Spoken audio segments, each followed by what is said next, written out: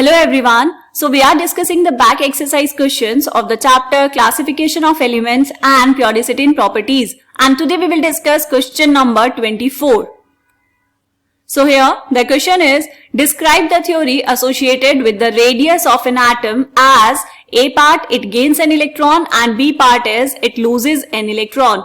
ये बिल्कुल वैसा ही क्वेश्चन है बेटा जैसा हम सॉल्व कर चुके हैं इस चैप्टर की बैक एक्सरसाइज का क्वेश्चन नंबर 13.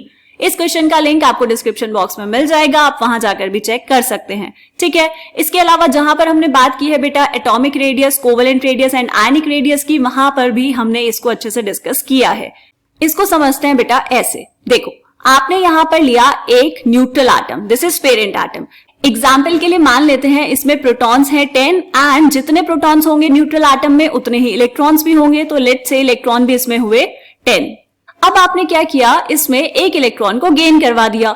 एक इलेक्ट्रॉन अगर ये गेन करेगा, हम ए पार्ट की बात कर रहे हैं बेटा, तो क्या बन जाएगा A-1. ऐसा क्यों? क्योंकि यहां पर प्रोटॉन जो है वो तो अभी भी 10 ही रहेंगे, लेकिन इलेक्ट्रॉन एक गेन किया है तो इलेक्ट्रॉन्स हो जाएंगे 11. अगर हम इसमें से एक इलेक्ट्रॉन बाहर निकाल दे बेटा, अगर ये न्यूट्रल एटम एक इलेक्ट्रॉन लूज करेगा तो हम बात कर रहे हैं बी पार्ट की, तो यहां पर क्या बन जाएगा A+1. राइट. तो यहां पर से 1 हम हटा देते हैं, प्लस एंड माइनस रहने देंगे. तो इसमें प्रोटॉन्स कितने हैं? प्रोटॉन्स तो अभी भी 10 रहेंगे क्योंकि एटॉमिक नंबर चेंज नहीं होने वाला. और इलेक्ट्रॉन्स कितने हो गए बेटा? इलेक्ट्रॉन्स हो गए यहां पर 9. एक इलेक्ट्रॉन बाहर चला गया. क्लियर. अब देखो यहां पर जब हम साइज की बात कर रहे हैं बेटा, तो न्यूट्रल एटम में तो प्रोटॉन्स इलेक्ट्रॉन सेम है तो कुछ साइज होगा. और ये है बेटा पेरेंट एटम, तो यहां पर लिख भी देंगे this is for parent atom. Right. Neutral atom को हमने बोला पेरेंट एटम. अब जब इलेक्ट्रॉन एक बाहर निकल गया, जब इलेक्ट्रॉन बाहर निकला बेटा, तो अब जितने नंबर ऑफ प्रोटॉन्स थे, इलेक्ट्रॉन एक कम हो गया उनसे.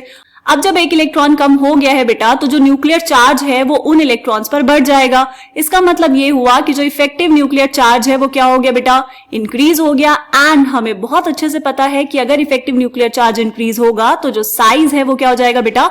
छोटा हो जाएगा. एटॉमिक साइज डिक्रीज करेगा. राइट. वेयरएज अगर हम बात करें नेगेटिव चार्ज स्पीशीज में, जिसको हम बोलते हैं एनायन, प्रोटॉन्स 10 है लेकिन एक इलेक्ट्रॉन बढ़ गया है तो इलेक्ट्रॉन्स हो गए 11.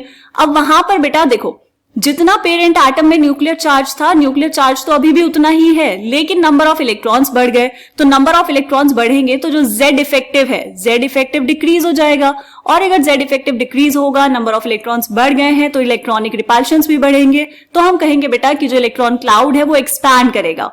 और अगर इलेक्ट्रॉन क्लाउड एक्सपैंड करेगा तो इसका डायरेक्ट मतलब ये हुआ कि जो साइज है आपके पास स्पीशीज का वो इंक्रीज हो जाएगा. तो यहां पर इनका साइज ड्रॉ करेंगे बेटा. ये है आपके पास पेरेंट एटम A, तो जो एनायन है, जो नेगेटिवली चार्ज स्पीशीज है, उसका साइज बढ़ जाएगा एंड जो कैटायन होगा उसका साइज छोटा हो जाएगा. ठीक है. क्या ये बात हमें समझ आई बेटा? यहां पर इन स्पीशीज का नाम भी लिख देंगे. ये था आपके पास पेरेंट एटम. जो नेगेटिव स्पीशीज है उसको हम बोलते हैं एनायन एंड जो पॉजिटिव स्पीशीज है उसको हम बोलते हैं कैटायन.